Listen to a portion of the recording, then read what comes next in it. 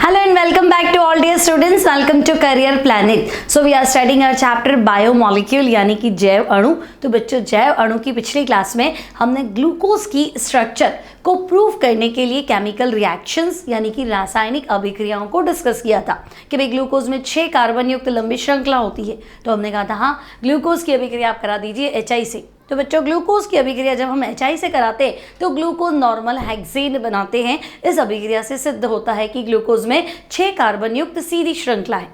फिर आपने कहा था भाई ग्लूकोज में एल्डिहाइड ग्रुप पे प्रूफ करो.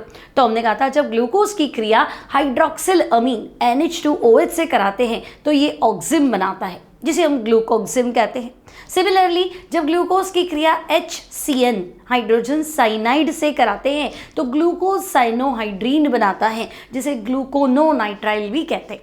तो हमने कहा ये अभिक्रियाएं जो है ये कार्बोनिल समूह की पुष्टि करती है ना कि एल्डिहाइड की. तो हमने कहा ओके कार्बोनिल समूह की पुष्टि करती है तो C double bond O group तो है. अब वो C double bond O group क्या एल्डिहाइड है क्या कीटोन है. तो हमने देखा कि माइल्ड ऑक्सीडेंट दुर्बल ऑक्सीकारक लाइक जब ब्रोमीन वाटर से उसको ऑक्सीडाइज करते तो ग्लूकोज ऑक्सीडाइज हो जाता है और बनाता है ग्लूकोनिक अम्ल ग्लूकोनिक एसिड. तो भाई एल्डिहाइड जल्दी ऑक्सीकृत होते हैं, कीटोन होता तो बहुत मुश्किल से होता, ब्रोमीन वाटर से तो कम से कम नहीं होता. तो हमने कहा कि C double bond O group जो है वो कॉर्नर पे होना चाहिए क्योंकि बिल्कुल माइल्ड ऑक्सीडाइजिंग एजेंट से दुर्बल ऑक्सीकारक से ग्लूकोज का ऑक्सीकरण हो गया. तो हमने कहा C double bond O corner पे होता है तो एल्डिहाइड तो है. सिमिलरली बच्चों ग्लूकोज टोलिन अभिकर्मक के साथ परीक्षण देता है, फेलिंग विलियन के साथ भी परीक्षण देता है तो उनसे भी प्रूफ होता है कि ग्लूकोज में एल्डिहाइड है.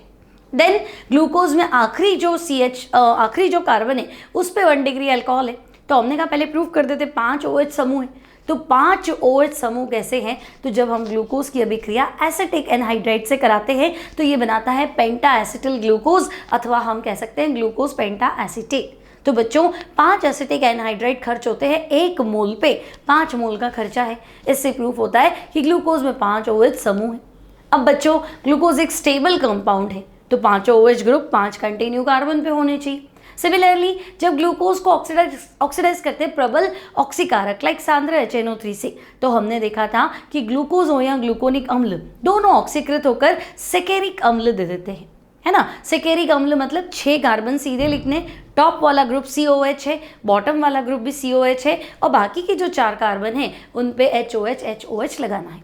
ठीक है. तो हमने कहा कि भाई पहला तो एल्डिहाइड था ही सही, ऑक्सीडाइज हो गया होगा, लेकिन आखिरी वाला अल्कोहल है इसलिए वो ऑक्सीडाइज होकर बना दिया सांद्र नाइट्रिक अम्ल क्योंकि उसमें 1 डिग्री अल्कोहल की पुष्टि करता है. तो ले देखिए हमारे दिमाग में इतना तो क्लियर हो गया कि ग्लूकोज की स्ट्रक्चर क्या है, कितने ऑप्टिकल आइसोमर बनाएगा, कितने प्रकाशिक समावयवी बनाएगा. अब कहीं कुछ गड़बड़ होती है. गड़बड़ क्या होती है तो पहले मैं बता दूं आज का हमारा टॉपिक रहेगा cyclic structure of glucose. Glucose की चक्रीय संरचना, क्योंकि खुली संरचना तो हमने पढ़ ली है ना, ओपन चेन स्ट्रक्चर हमने पढ़ लिया. अब बच्चों ग्लूकोज जो है वो DNP परीक्षण नहीं देता है. Glucose doesn't give DNP test. अब ये क्या है तो बच्चों एल्डिहाइड कीटोन में आपने पढ़ा होगा कार्बोनिल कंपाउंड एक विशेष प्रकार का परीक्षण देते हैं. DNP का फुल फॉर्म है 2,4-डाइनाइट्रोफिनाइल हाइड्रेसी. प्रैक्टिकल में भी आपको परफॉर्म करना है कि भाई अगर आपको एक टेस्ट ट्यूब में एल्डिहाइड या कीटोन दिया तो एल्डिहाइड कीटोन की जांच तो बाद में करेंगे, है ना. पहले हम देखेंगे क्या इस टेस्ट ट्यूब के अंदर कार्बोनिल, इस टेस्ट ट्यूब में जो दिया हुआ कंपाउंड है उसमें कार्बोनिल समूह है क्या. तो बच्चों कार्बोनिल समूह DNP से क्रिया करके लाल पीला या ऑरेंज, है ना, नारंगी रंग का विलियन बना लेते हैं या सॉलिड हो जाता है बिल्कुल, है ना, कलर चेंज हो जाता है. तो अगर ऐसा कुछ है तो हम कहेंगे DNP है, मतलब DNP टेस्ट है, कार्बोनिल समूह की पुष्टि करता है. तो ग्लूकोज में तो एल्डिहाइड ग्रुप है ना और एल्डिहाइड ग्रुप अपने आप में क्या है कार्बोनिल ग्रुप है. तो ग्लूकोज को तो ये टेस्ट देना चाहिए लेकिन ग्लूकोज ये टेस्ट नहीं देता है. जब मैं ग्लूकोज की क्रिया सोडियम बाइसल्फाइड से कराती हूँ तो ये इससे भी क्रिया नहीं करता है, जबकि कार्बोनिल यौगिक सोडियम बाइसल्फाइड से क्रिया करके सोडियम बाइसल्फाइड यौगोत्पाद बनाते हैं. आपने एल्डिहाइड पढ़ाओ कीटोन पढ़ाओ तो आपने पढ़ा था कि जब कार्बोनिल यौगिकों की क्रिया DNP से कराते हैं तो लाल पीला नारंगी रंग का अवक्षेप बनता है. जब सोडियम बाइसल्फाइड से कराते हैं तब भी यौगोत्पाद बनाता है. सोडियम बाइसल्फाइड एडक्ट जिसे कहते हैं यौगोत्पाद कहते हैं. तो हम कहेंगे नहीं ग्लूकोज तो ये दोनों टेस्ट नहीं दे रहा. अब हाइड्रोक्सिल अमीन से क्रिया करके ग्लूकोज ने ऑक्सिम जरूर बनाया था, लेकिन अगर मैं ग्लूकोज पेंटा एसीटेट अगर बच्चों मैं ग्लूकोज पेंटा एसीटेट की क्रिया किससे कराऊं, हाइड्रोक्सिल अमीन से कराऊं, तब भी तो बना लेना चाहिए था। पेंटा एसीटेट है तो ग्लूकोज का CHO ग्रुप तो फ्री है ना। तो मैंने देखा नहीं भाई ये तो इससे अभिक्रिया करता ही नहीं। अब ये क्या बात हुई, अगर एल्डिहाइड ग्रुप है तो अभिक्रिया करना चाहिए। सिमिलरली एल्डिहाइड का एक फेमस टेस्ट है बच्चों, शिफ अभिकर्मक। तो हम देखते हैं कि भाई ग्लूकोज जो है वो शिफ अभिकर्मक से क्रिया नहीं करता। ऐसा कैसे हो सकता है, जब फेलिंग विलियन से क्रिया कर रहा है, टोलिन अभिकर्मक से क्रिया कर रहा है, तो शिफ अभिकर्मक है ना। बहुत सिंपल सा टेस्ट होता है। अगर आपके पास एल्डिहाइड है, शिफ अभिकर्मक मिलाएंगे तो रानी कलर, मेजेंटा कलर है ना, गुलाबी रंग का विलियन जो है वो बन जाएगा। हम कहते हैं कि भाई एल्डिहाइड जो है शिफ अभिकर्मक को पिंक कलर में टर्न कर देते। तो हमने क्या देखा कि ना तो DNP टेस्ट दिया बच्चों, ना सोडियम बाइसल्फाइड टेस्ट दिया, ना शिफ अभिकर्मक के साथ परीक्षण दिया, है ना। तो ऐसा पॉसिबल कैसे है, ऐसा कैसे हो सकता है, ग्लूकोज में ग्रुप है तो होना ही चाहिए। अब ग्लूकोज चलो मैंने मान लिया, इन सब बातों का जवाब हम ढूंढेंगे। ग्लूकोज मैंने मान लिया कि भाई एक क्रिस्टलीय ठोस है ना। तो भाई अगर कोई चीज़ एक ही है, क्रिस्टलाइन सॉलिड है, तो उसका मेल्टिंग पॉइंट फिक्स होना चाहिए। लेकिन प्रकृति में ग्लूकोज दो अलग अलग मेल्टिंग पॉइंट वाले क्रिस्टल्स बनाता है, जिन्हें हम कहते हैं ग्लूकोज का अल्फा रूप और ग्लूकोज का बीटा रूप। मतलब नेचर में ग्लूकोज जो है ना, एक फिक्स मेल्टिंग पॉइंट के साथ नहीं मिल रहा है, दो अलग अलग फॉर्म में मिल रहा है। एक का मेल्टिंग पॉइंट अलग है, दूसरे का मेल्टिंग पॉइंट अलग है ना। 413 और 419 के आसपास इनके मेल्टिंग पॉइंट है। तो हम कहेंगे ये तो अलग अलग ग्रुप, मेल्टिंग पॉइंट तो एक कंपाउंड का एक फिक्स होना चाहिए ना, दो अलग अलग मेल्टिंग पॉइंट पे कैसे मिल रहे हैं। अब अल्फा रूप जो है वो ग्लूकोज के क्या बोलेंगे हम, कंसंट्रेटेड सॉल्यूशन, सांद्र विलयन से प्राप्त होता है। और बीटा रूप जो है वो ग्लूकोज का सॉल्यूशन जो है वो बिल्कुल गर्म होना चाहिए, जलीय विलयन होना चाहिए, उसके सांद्रण से मिलता है। तो ये कैसे हो गया कि भाई एक ही कंपाउंड है, दो अलग अलग फॉर्म्स में एग्जिस्ट कर रहे हैं, यहाँ तो गड़बड़ है ना। तो इन सारी बातों की जानकारी जो हमें मिलती है बच्चों, वो हम मान के चलते हैं कि भाई ग्लूकोज जो है वो सीधी श्रृंखला में तो नहीं है, ग्लूकोज जो है वो साइक्लिक स्ट्रक्चर बनाता है ना। ग्लूकोज जो है खुली श्रृंखला में नहीं, अगर खुली श्रृंखला में होता तो एल्डिहाइड समूह मुक्त होता, तब तो शिफ अभिकर्मक के साथ भी टेस्ट देता, DNP के साथ भी DNP परीक्षण भी देता, सोडियम बाइसल्फाइड के साथ भी टेस्ट देता, और ग्लूकोज भले ही पेंटा एसीटेट के रूप में हो लेकिन ये NH2OH के साथ क्या करता, क्रिया करता। तो हमने देखा नहीं ऐसा तो कुछ नहीं, और दो अलग अलग ग्रुप और मिल रहे हैं, है ना, अल्फा और बीटा। तो बच्चों 419 और 423 केल्विन के आसपास इनके क्या बोलते हैं, मेल्टिंग पॉइंट है ना। तो हम कहेंगे दो अलग अलग मेल्टिंग पॉइंट में कैसे मिल रहे हैं, यानी कहीं ना कहीं हमें ये सोचने को मजबूर करता है कि नहीं सीधी श्रृंखला तो नहीं है ना, साइक्लिक स्ट्रक्चर के फॉर्म में ये एग्जिस्ट करता है। ठीक है, तो इसे आज हम डिस्कस करने वाले हैं। तो बच्चों आज का टॉपिक नोट्स बना रहे हैं तो हेडिंग लगाएंगे ग्लूकोज की चक्रीय संरचना। अब देखो जो जो हमने पढ़ा है वो हमारे पास नोट्स फॉर्म में है। देखो ग्लूकोज की खुली श्रृंखला युक्त संरचना को विभिन्न रासायनिक अभिक्रियाओं से सिद्ध किया जा सकता है। मतलब ग्लूकोज में 6 कार्बन है तो HI वाला था, है ना। ग्लूकोज में कार्बोनिल समूह है तो आपने कहा था हाइड्रोजन साइनाइड से अभिक्रिया करा लो, हो जाएगी हाइड्रोजन साइनाइड से क्रिया। और एक और क्या देखा था हमने, साइनोहाइड्रीन बना ही लिया था, है ना, और ऑक्सिम भी बना लिया था। तो हमने कहा था हाँ C double bond O group की प्रेजेंस तो है।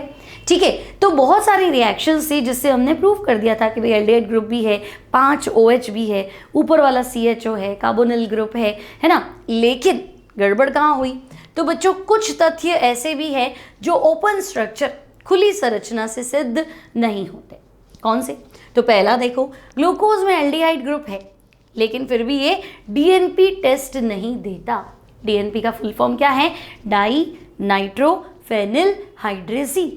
ठीक है, तो एक कंपाउंड है, DNP पाउडर है ना। जैसे ही एल्डिहाइड में मिलाते हैं तो उसका कलर चेंज हो जाता है, रंगहीन से वो या तो लाल हो जाएगा, नारंगी हो जाएगा या पीला हो जाएगा, चाहे एल्डिहाइड हो चाहे कीटोन हो।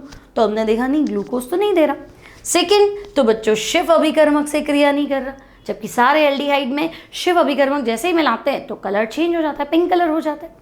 सोडियम बाइसल्फाइड, तो सभी कार्बोनिल यौगिक सोडियम बाइसल्फाइड के साथ क्रिया करके उत्पाद बनाते, लेकिन ऐसा क्या हुआ कि ग्लूकोज ये तीनों टेस्ट नहीं देता। तो मतलब ओपन स्ट्रक्चर से तो ये चीज प्रूफ नहीं कर सकते।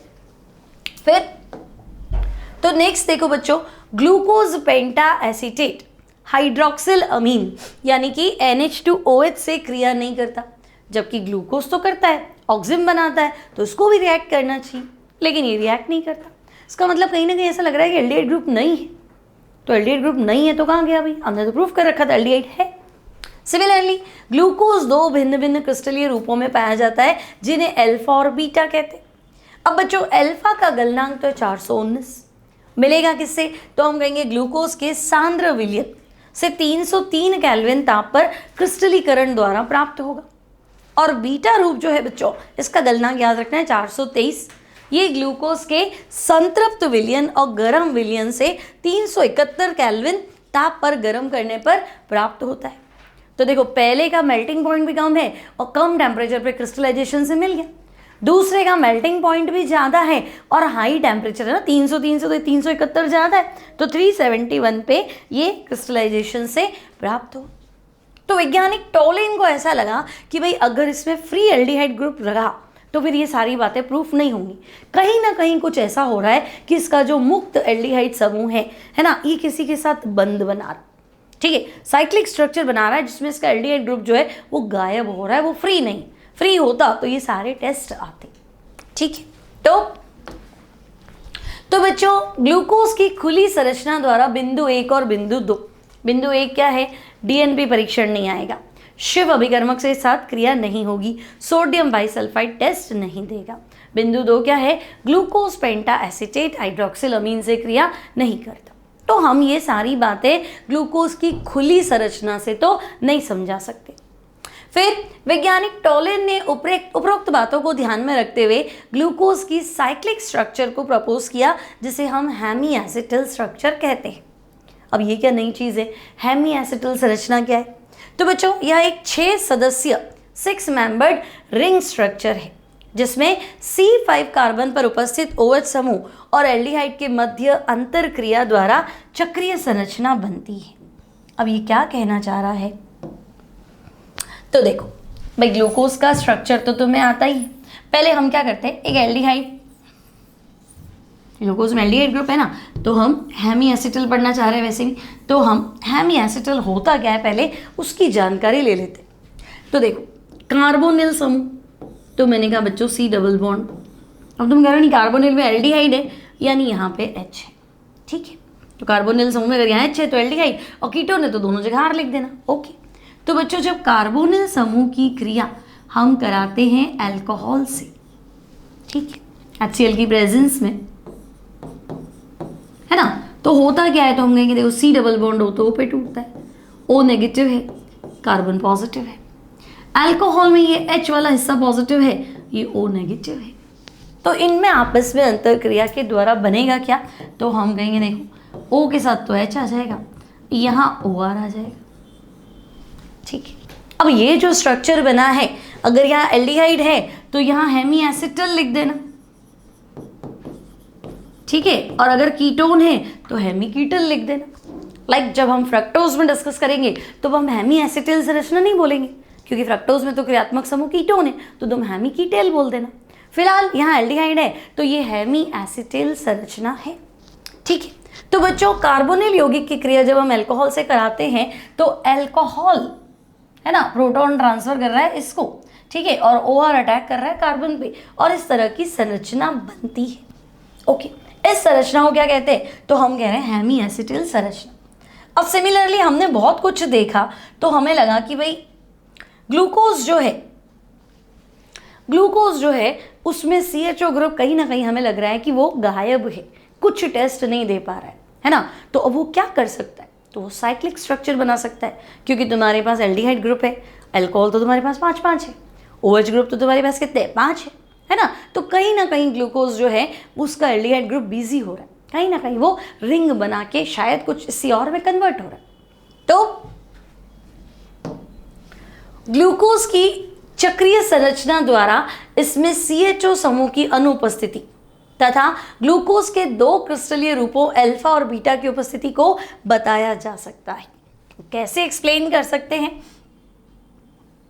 तो देखो बच्चों भाई ग्लूकोज बनाओ तो ग्लूकोज का स्ट्रक्चर बनाना तो आता है, हमने सीखा था, C डबल बॉन्ड और H, सेकेंड कार्बन पे क्या था H और OH, थर्ड पे मैंने आपको सिखाया था OH उल्टा रहेगा, और H, है ना, बदलोगे नहीं, बदलोगे तो फिर ग्लूकोज नहीं रहेगा, वो एलोज हो जाएगा। ठीक है, फिर 1 2 3 4 पे क्या होगा, तो हम कहेंगे H और OH। 5 पे भी क्या था बच्चों, तो H और OH। और 6 पे क्या था, तो हमने कहा था CH2OH। ठीक है, अब बच्चों ये डी ग्लिसरल्डिहाइड से समानता दर्शाता है ना, लास्ट कार्बन से जस्ट ऊपर वाला कार्बन जो कि कायरेल है उसमें OH ग्रुप नहीं हो रहे। ठीक है, तो हम कहेंगे हाँ ये कैपिटल D से समानता दर्शाता है, मतलब ये ग्लूकोज का D रूप है। अब बाय नेचर ग्लूकोज डेक्स्ट्रो होता है। आपको मैंने सिखाया था कि ग्लूकोज का दूसरा नाम डेक्स्ट्रोज है, क्योंकि ग्लूकोज डेक्स्ट्रो रोटेटरी होता है। दक्षिण ध्रुवण घूर्णक समतल ध्रुवित प्रकाश के तल को दाईं ओर घुमाता है, राइट हैंड साइड में घुमाता है, दैट्स व्हाई वो डेक्स्ट्रो रोटेटरी है। तो मैं कहूँगी D भी है, प्लस भी है, और ग्लूकोज तो है ही भाई, तो ये D प्लस ग्लूकोज है। ठीक है, अब होगा क्या, तो बच्चों ध्यान से देखो, ये C डबल बॉन्ड O पे टूट जाएगा। हेमी एसिटल संरचना में क्या था, O नेगेटिव कार्बन पॉजिटिव।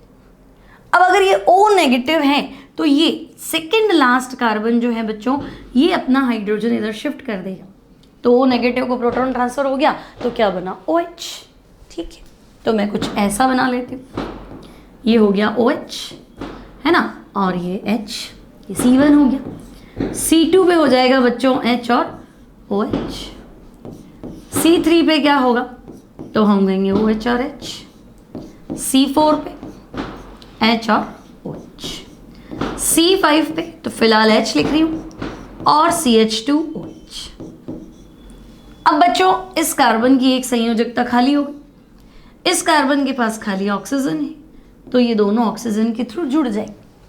तो ये जो संरचना बनी है साइक्लिक स्ट्रक्चर, इस संरचना का नाम है अल्फा। इस रूप को OH राइट साइड पे लिखा है ना, तो alpha D plus glucose.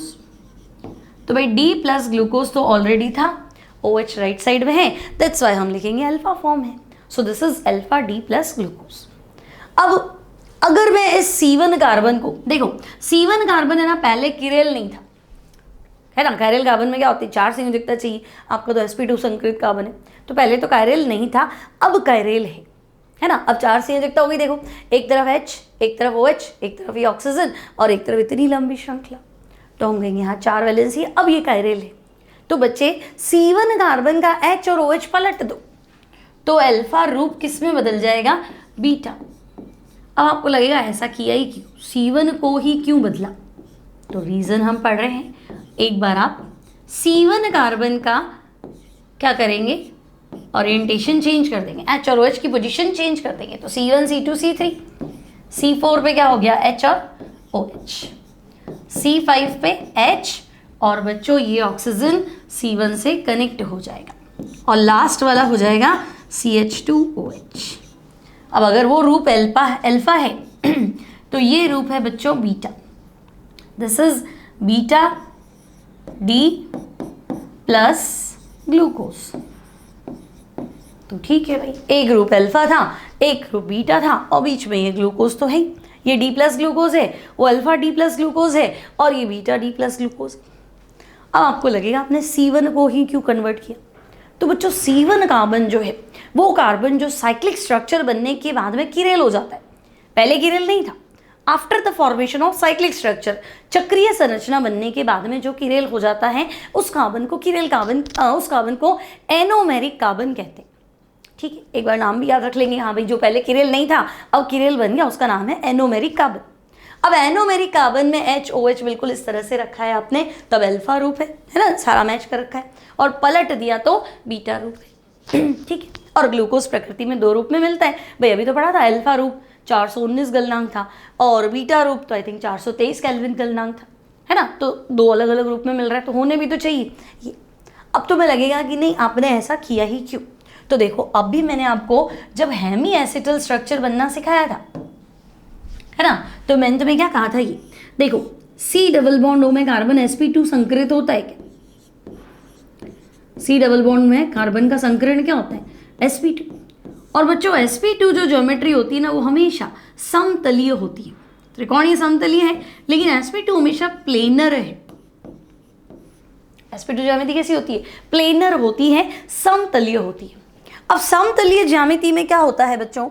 Like इस तरह से, है ना, इस तरह से ज्योमेट्री है, देखो त्रिकोणीय समतलीय, लाइक है ना, 3 जने होंगे, त्रिकोणीय समतलीय इस तरह की ज्यामिति होगी, है ना, लेकिन ये तीनों ऐसे एक ही प्लेन में होते, ठीक है।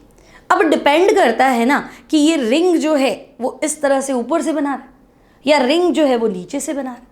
भाई एक लास्ट वाला कार्बन जो है ना, आपके पास जो ग्लूकोज था उसमें क्या था, 6 कार्बन थी ना, 1 2 3 4 5 और 6।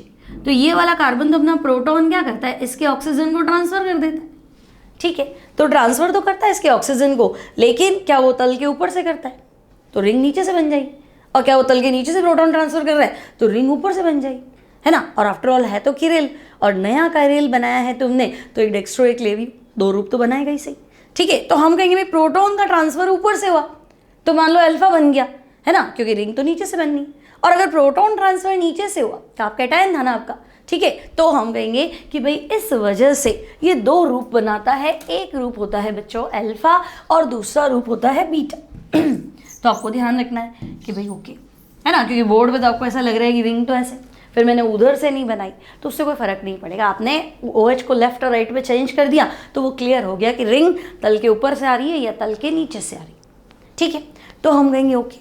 अब आपके दिमाग में सवाल आता है कि भाई आपने देखो ऑनलाइन क्लास में बच्चे जो जो सवाल पूछ सकते हैं वो सारे सॉल्यूशंस हम दे रहे हैं, 3 4 5 और 6, है ना। क्या क्या पूछते हैं जनरली मुझे ध्यान है। तो देखो बच्चे कहते भाई आपने, है ना, इसी कार्बन से ये प्रोटॉन क्यों ट्रांसफर करा है, इसको OH में बना दिया, ठीक है, आपने ऐसे कर दिया और ये ऑक्सीजन यहाँ लगा दिया, कहीं लगा तो उसको फर्क नहीं पड़ेगा ये, ठीक है। आपने ऐसा क्यों किया, आप इससे कर लेते, इससे कर लेते, इससे कर लेते, तो सही है, सवाल तो सही है, ऐसे क्यों नहीं किया, लास्ट वाले से क्यों किया। तो बच्चों जब वलय बनती है ना, वलय यानी एक तरह से कीलेट मान ले, तो सबसे बढ़िया वलय कौन सी होती है, सबसे अच्छी रिंग कौन सी होती है, जिसमें मेंबर्स कितने होने चाहिए, 6 मेंबर्ड रिंग जो है वो मोस्ट स्टेबल रिंग होती है। तो मिला से भी ट्रांसफर कर सकती थी, लेकिन मुझे लगा कि शायद यहाँ से अगर हम ट्रांसफर करें तो देखो 6 मेंबर्ड रिंग है क्या, पहला सदस्य, दूसरा सदस्य, तीसरा, चौथा, पांचवा और ये ऑक्सीजन छठा। तो भाई 6 मेंबर्ड रिंग बन गई ना, और जब मोस्ट स्टेबल बन गई तो मैं क्यों सोचूं दूसरा, तीसरा, चौथा या आखिरी। 7 मेंबर भी इतनी स्टेबल नहीं होती जितनी 6 मेंबर्ड रिंग स्टेबल होती है, मोस्ट स्टेबल। तो हम कहेंगे ठीक है। तो फिर सेकंड लास्ट कार्बन यानी कि ग्लूकोज में C1 और C5 के मध्य अंतर क्रिया होती है और एक चक्रीय संरचना बनती है जिसे हेमी एसिटल संरचना कहते हैं।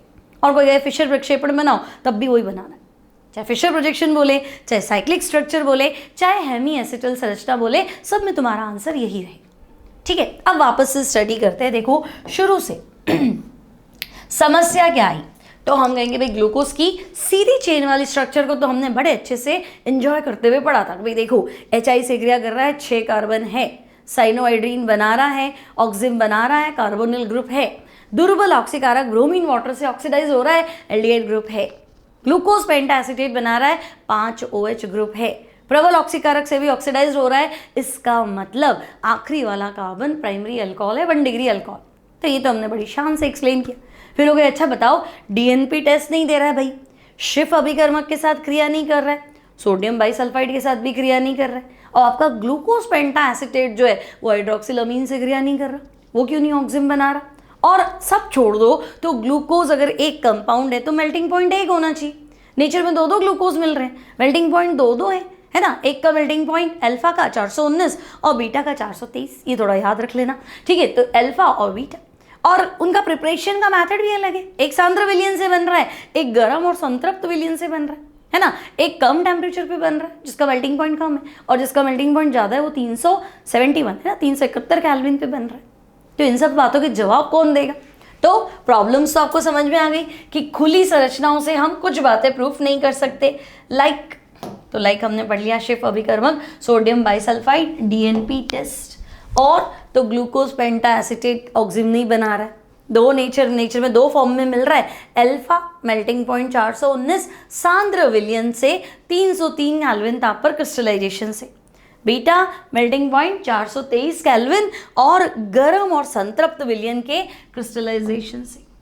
फिर टॉम ने देखा कि अगर खुली संरचना पे ही अटके रहे तो ये सब बातें प्रूफ नहीं होगी, तो सजेशन क्या आया कि साइक्लिक स्ट्रक्चर है।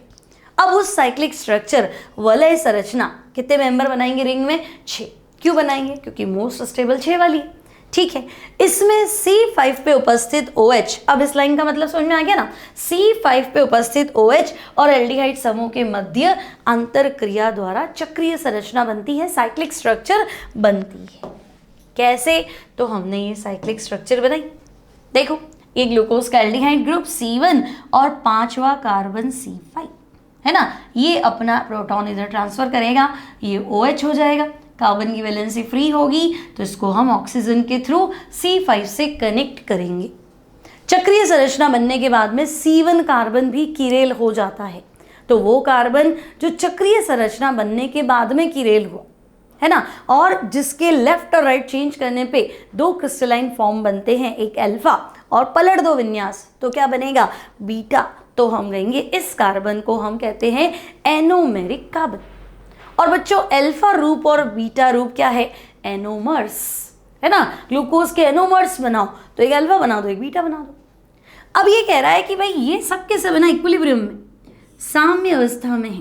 ग्लूकोज इसमें भी इंटर कन्वर्ट हो जाता है, इसमें भी इंटर कन्वर्ट हो जाता है, और जब क्रिस्टलाइजेशन करोगे तो तरीका अलग है कि सांद्र विलयन का क्रिस्टलीकरण कर रहे हो या गर्म और जलीय विलयन का, तो आपको 2 अलग अलग फॉर्म, वो फॉर्म और वो फॉर्म, है ना, अलग अलग आप डब्बों में इकट्ठा कर सकते हो, अल्फा अलग और बीटा।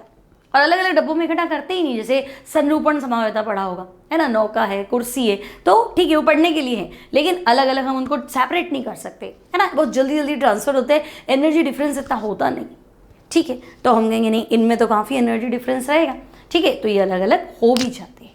तो ये सब के सब क्या है? तो हम कहेंगे ये साम्य अवस्था में रहते हैं। तो I think cyclic structure clear. अब इस साइक्लिक स्ट्रक्चर को एक और तरीके से भी बना सकते हैं। अब कैसे बनाते हैं? अगर मैं आपको कहूँ ग्लूकोज की चक्रीय संरचना बनाओ, तो वो तो तुमने बनाया ही था, है ना। अगर आपसे एग्जाम में पूछे कि भाई फिशर प्रक्षेपण ही बनाओ वही स्ट्रक्चर बनाओ जो हमने बनाई थी, हेमिएसिटिल संरचना बनाओ या फिशर प्रक्षेपण बनाओ या साइक्लिक स्ट्रक्चर बनाओ, तो पहला देखो, ग्लूकोज बार बार ग्लूकोज का स्ट्रक्चर बनाओगे ना बच्चों, तो तुम याद कर पाओगे। ये हो गया C1, आखिरी वाला क्या था? तो हम कहेंगे 6th कार्बन CH2OH। अब ऐसे बना दो C2 पे क्या है? H और OH। C3 तो आपको पता है उल्टा है, OH और H। C4 तो बच्चों H और OH। C5 तो H और OH। तो ये है तुम्हारा D प्लस ग्लूकोज। ठीक है, अल्फा में कन्वर्ट करके दिखाओ, तो C5 का प्रोटॉन इसको पहुंचा दो, OH और C1 को इसके साथ बांध दो, तो वापस ये आपका हो गया CH2OH, है ना। ये पहला कार्बन आप चाहो तो इसको ऐसे भी लिख सकते हो, ये H और OH। शो करना है तो कार्बन शो करो, अदरवाइज एक पॉइंट से। सेकेंड पे क्या है? तो हम कहेंगे HOH। थर्ड पे OHH, 4 पे HOH, 5 पे तो भाई H तो है और ऑक्सीजन के थ्रू C1 से बंधा है। ठीक है, तो 1 2 3 4 और 5 और 6 सही है, कहीं कोई दिक्कत नहीं। तो ये मैंने OH राइट में लगा दिया, तो भाई ये अल्फा था। ठीक है, अल्फा रूप समझ में आ गया।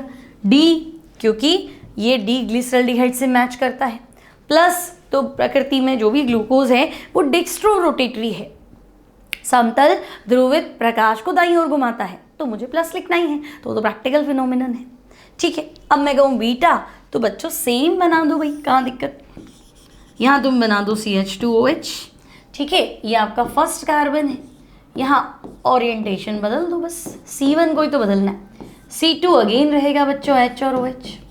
C3 उल्टा OHH। C4 HOH। C5H और ऑक्सीजन के थ्रू C1 से बांध दो, तो बच्चों इसका नाम है बीटा D प्लस ग्लूकोज। ठीक है, तो एक तो है अल्फा और दूसरा है बीटा और ये है D प्लस ग्लूकोज। कोई तकलीफ नहीं, ठीक है। अब ये हेमी एसिटल स्ट्रक्चर है बच्चों, तो अगर एग्जाम में आए फिशर प्रक्षेपण बनाओ तो ये बना देना, हेमी एसिटल संरचना बनाओ तो ये बना देना, साइक्लिक स्ट्रक्चर बनाओ तब भी ये बना देना, ठीक है। अब आगे बढ़ते हैं, एनोमेरिक कार्बन क्या है। वैसे तो हमने पढ़ लिया, देखो ग्लूकोज की चक्रीय संरचना। अब अगर साइक्लिक स्ट्रक्चर है तो बच्चों साइक्लिक स्ट्रक्चर में हमने देख लिया कि अब एल्डिहाइड फ्री नहीं है। भाई अगर ये स्ट्रक्चर थी तो ये स्ट्रक्चर है एक्चुअली, है ना, इसी वजह से तो वो क्या कर रहा था, टोलिन अभिकर्मक के साथ टेस्ट दे रहा था, फेलिंग विलियन के साथ टेस्ट दे रहा था, है ना। तो जब टोलिन अभिकर्मक आया, फेलिंग विलियन आया, ऑक्सिम बनाना है, हाइड्रोजन साइनाइड से क्रिया करनी है और NH2OH वाली क्रिया थी, तो उस टाइम तो क्या था कि ये खुल के इसमें कन्वर्ट हो जाती थी, तब दिक्कत नहीं थी।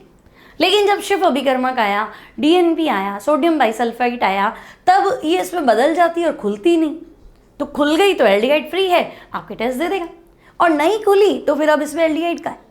अब इसको तो नहीं पकड़ सकते भाई तुम्हारे पास एल्डिहाइड है यहाँ तो नहीं, तो अब ये नहीं खुली तो टेस्ट नहीं देगा, है ना, क्योंकि पहले क्या होता है केमिस्ट्री में ऑब्जर्वेशन होती है, देन हम रीजन निकालते भाई ऐसा क्यों हुआ होगा, ठीक है। तो प्रैक्टिकली हमने देखा भाई ये तो हो रहा है, ये नहीं हो रहा है, अब ये हो रहा है मतलब एल्डिहाइड है और ये नहीं हो रहा है मतलब एल्डिहाइड नहीं। अरे तो या तो है या नहीं है, बीच की क्या सिचुएशन है, तो बीच की सिचुएशन की वजह है कि ओपन स्ट्रक्चर भी है और साइक्लिक स्ट्रक्चर भी है। तो अगर आपकी साइक्लिक स्ट्रक्चर कन्वर्ट हो गई ओपन में, खुल गई तो टेस्ट आ जाएंगे और ना खुली तो टेस्ट नहीं आएंगे। क्लियर? अब हम कह सकते हैं कि भाई ग्लूकोज की चक्रीय संरचना द्वारा इसमें CHO समूह की अनुपस्थिति, ठीक है भाई, अगर साइक्लिक स्ट्रक्चर है तो एल्डिहाइड ग्रुप नहीं था, और ग्लूकोज के 2 क्रिस्टलाइन फॉर्म अल्फा और बीटा की प्रेजेंस को बता सकते हैं। अब बच्चों ग्लूकोज के दोनों चक्रीय रूप इसकी खुली श्रृंखला के साथ क्या रहते हैं, साम्य अवस्था, है ना, दोनों आपस में क्या रहते हैं, साम्य अवस्था, इक्विलिब्रियम में एक दूसरे में कन्वर्ट होते रहते हैं, ठीक है। नेक्स्ट टॉपिक है बच्चों एनोमेरिक कार्बन। अब एनोमेरिक कार्बन क्या है, तो देखो ग्लूकोज की चक्रीय संरचना यानी कि हेमी एसिटिल संरचना केवल C1 कार्बन पर विन्यास में भिन्नता दर्शाती, क्योंकि C1 बाद में बना था, मतलब कायरल बाद में बना था, तथा ग्लूकोज 2 क्रिस्टलीय रूप अल्फा और बीटा बनाता है। तो ये जो C1 कार्बन है ये एनोमेरिक कार्बन है। तो ग्लूकोज में चक्रीय संरचना बनने के बाद CHO, है ना, C1 कार्बन जो है वो कायरल हो जाता है, इस कार्बन को एनोमेरिक कार्बन कहते हैं, और ग्लूकोज के अल्फा और बीटा रूप को क्या कहते हैं, तो हम इन्हें एनोमर्स कहते हैं। ये हमने पढ़ लिया। एनोमेरिक कार्बन क्या होता है, चक्रीय संरचना बनने के बाद जो किरेल होता है, जिसका विन्यास बदलने से हमें अल्फा और बीटा रूप प्राप्त होते हैं, तो वो कार्बन एनोमेरिक कार्बन। तो ग्लूकोज में तो याद रखना है C1, जब फ्रक्टोज पढ़ेंगे तो C2 हो जाएगा, तो फिलहाल C1, ठीक है। और अल्फा और बीटा रूप को क्या कहेंगे, तो हम कहेंगे एनोमर्स। तो बच्चों हर चीज़ को मेरे हिसाब से 4 से 5 बार बता दिया है, अब क्लियर हो जाना चाहिए। अब ये क्या कह रहा है बच्चों, तो ये भी हमने पढ़ लिया। देखो कि चक्रीय संरचनाओं से क्या ज्ञात हुआ, तो हम कहेंगे भाई अगर चक्रीय संरचना है इसका मतलब उसका एल्डिहाइड फ्री नहीं है। तो एल्डिहाइड फ्री नहीं है तो बच्चों देखो HCN, NH2OH, फेलिंग विलियन, टोलिन अभिकर्मक, इन सब के साथ तो टेस्ट दे रहा था, है ना। तो इनसे जब क्रिया कराते हैं तो अच्छा 2 बार लिख दिया, इनसे जब क्रिया कराते हैं बच्चों तो चक्रीय संरचना सीधी श्रृंखला युक्त संरचना में बदल जाती है, ठीक है। यहां से हटा दूं, है ना, ठीक है। तो भाई यहां तक हटा देते हैं, ओके। अब देखो चक्रीय संरचनाओं से क्या स्पष्ट है, तो हम कहेंगे HCN, NH2OH, Fehling solution, Tollen अभिकर्मक से जब रिएक्ट करते तब तो चक्रीय संरचना किसमें बदल गई, सीधी श्रृंखला युक्त संरचना में बदल गई, तो टेस्ट आ गए। लेकिन जब हमने मतलब इसमें एल्डिहाइड ग्रुप फ्री है, लेकिन जब हमने DNP से क्रिया कराई, सोडियम बाइसल्फाइड से क्रिया कराई, तो ये चक्रीय संरचना ही रही, है ना, खुली नहीं खुली तो टेस्ट नहीं आया, ठीक है बच्चों। तो ये थोड़ा आपको ध्यान रखना है, ठीक है। अब नेक्स्ट टॉपिक है बच्चों हमारे पास ग्लूकोज की पाइरेनोज संरचना, ग्लूकोज की पाइरेनोज संरचना। अब देखो पाइरेन, पाइरेन एक ऑर्गेनिक कंपाउंड है ना, 6 मेंबर्ड रिंग, 6 सदस्यीय वलय संरचना, जिसमें कार्बन, तो ये कार्बन हो गया 1 2 3 4 5, तो जिसमें कार्बन तो 5 है और छठा ऑक्सीजन है, तो ग्लूकोज 6 सदस्यीय वलय संरचना बनाएगा, जिसे पाइरेनोज संरचना कहते हैं, क्योंकि ये ऑर्गेनिक कंपाउंड पाइरेन से समानता दर्शाता है। ठीक है, तो भाई पाइरेन से समानता दर्शाता है और पाइरेन में है क्या, तो हम कहेंगे 5 तो कार्बन एटम है और 1 ऑक्सीजन एटम है, 2 डबल बॉन्ड भी होते हैं हालांकि, है ना, साइक्लिक स्ट्रक्चर है। अब इसके अंदर तुम्हें ग्लूकोज को लिखना है, काफ़ी इंटरेस्टिंग है। इसके अंदर तुम्हें क्या करना है, ग्लूकोज को लिखना है। अब कैसे लिखोगे भाई,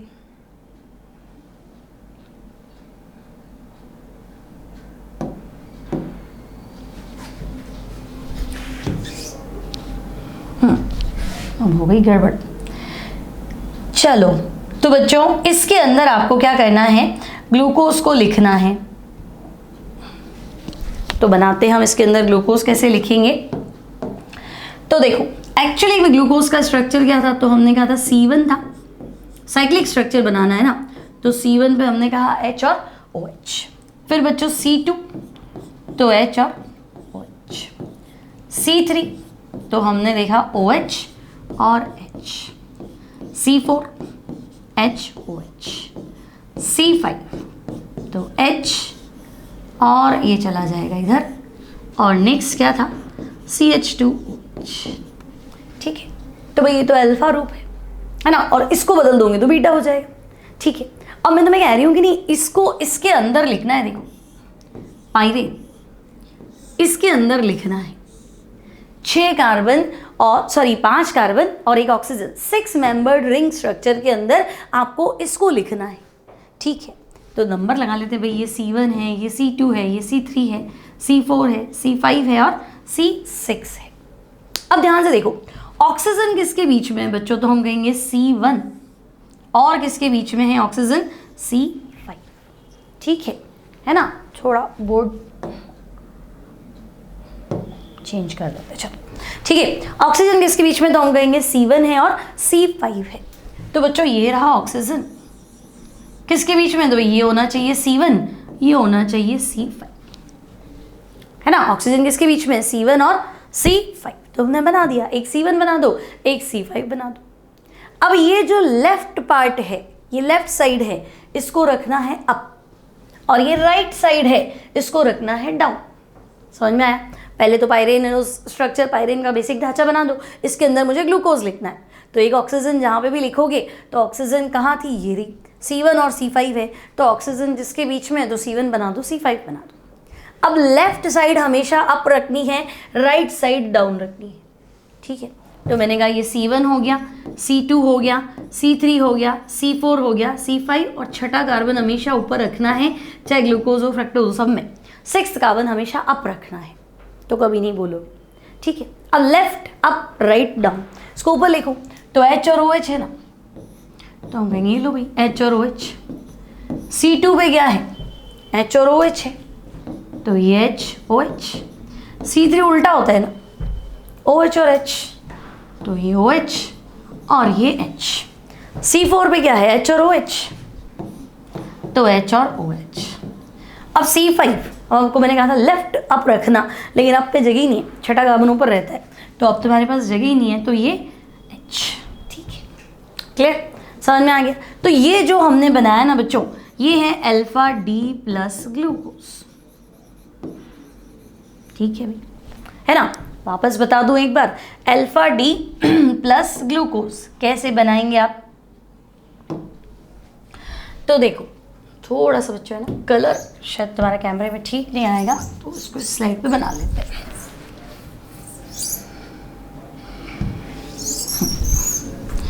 देखो ग्लूकोज को क्या करना है, तो हमने देखा ग्लूकोज प्रकृति में 6 सदस्यीय रिंग स्ट्रक्चर के अंदर मिलता है, इसके अंदर मुझे ग्लूकोज को लिखना है। ओके, तो भाई मेरे पास तो 2 तरह का ग्लूकोज था, अल्फा और बीटा। ठीक है, अब बताओ सिंपल ग्लूकोज लिखूं, सिंपल ग्लूकोज लिखूं तो C1, C2, C3, C4, C5, C6 ये तो आता है ना। अब बताएं H डबल बॉन्ड O है लेकिन इंटरैक्ट हो जाता है, तो C1 और C5 के बीच में क्या था, ऑक्सीजन। C2 पे क्या था, HOH। C3 पे क्या था, OHH। C4 पे क्या था, H और OH। C5 पे क्या था, H। ये ना, तो भाई इधर मैंने OH को राइट में लिखा है तो ये अल्फा है, अल्फा D प्लस ग्लूकोज। और मैं कह रही हूँ नहीं भाई इसको इसके अंदर लिख के दिखाओ, इसके अंदर लिखो, तो लिख दो ये C1, C2, C3, C4 और C5। ऑक्सीजन जो है वो देख लो C1 और C5 के बीच में, तो C1 और घूम के आओगे तो C5। छठा कार्बन हमेशा ऊपर रखना है तो ये लिख दिया छठा कार्बन ऊपर, बस। अब लेफ्ट साइड ऊपर रख दो, राइट साइड डाउन रख दो, तो C1 पे पढ़ो H और OH, तो लेफ्ट में H है तो ऊपर, राइट में OH है तो नीचे। C2 में H और OH, H ऊपर OH नीचे। C3 हमें पता है उल्टा होता है ग्लूकोज में, तो OH और H। C4 पे क्या है, H और OH, तो ये लो H और OH। C5 में लेफ्ट तो है तो राइट तो था नहीं ना, और ऊपर वाली जगह भी नहीं है तो ये H। तो बच्चों ये हो गया अल्फा D प्लस ग्लूकोज, ठीक है। अब मैं कहूँगी नहीं भाई अल्फा क्या बनाया, बीटा बनाओ, तो तुम्हें पता है C1 कार्बन एरोमेरिक कार्बन है, इसका विन्यास बदल दो तो अल्फा की जगह बीटा पहुंच जाएगा, इसमें क्या है, ठीक है। तो बीटा बना दो भाई। तो बच्चों बीटा कैसे बनाओगे, वापस साइक्लिक स्ट्रक्चर बनाई, ठीक है ना। ऑक्सीजन C1 और C5 के बीच में होता है, तो ये C2 बना लोगे। अब तो C3, C4, C5 और छठा कार्बन हमेशा ऊपर। अब ग्लूकोज की बात चल रही है ना, तो ग्लूकोज का C1 एनोमेरिक है, तो C1 पलट दो OH H, C2 H OH, C3 OH H, C4 H और OH, और C5 पे खाली H रह गया। तो भाई ये अल्फा की जगह क्या है, तो हम कहेंगे ये बीटा है, बीटा D प्लस ग्लूकोज, ठीक है। तो बच्चों ये है ग्लूकोज की पाइरेनोज संरचना। अगर एग्जाम में आए ग्लूकोज की पाइरेनोज संरचना बनाओ तो ये बना दो, है ना। और अगर आए कि नहीं भाई हावर्त संरचना बनाओ तब भी ये बना दो। तो ग्लूकोज की पाइरेनोज संरचना या हावर्त संरचना, ठीक है। ऊपर वाली राइटिंग से कंफ्यूजन तो नहीं हो रहा है आपको, है ना, इन सब बातों से कंफ्यूजन तो नहीं हो रहा है, ठीक है। इसको हटा देते हैं यहाँ से, ये। तो अब बच्चों नोट्स के लिए आप क्या करेंगे, या तो स्क्रीनशॉट लेके नोट्स बनाएंगे या फिर आप career planet Jodhpur app download करेंगे, फिर कमेंट बॉक्स में डाल देंगे जैसे ही आपने ऐप ज्वाइन किया है ना, वहाँ आपको नोट्स मिल जाएंगे। मैं आपको नोट्स वाले बैच में इंक्लूड कर लूँगी, वहाँ आपको नोट्स मिल जाएंगे, ठीक है। तो ये हो गया हमारा, रफ हो गया क्या भाई,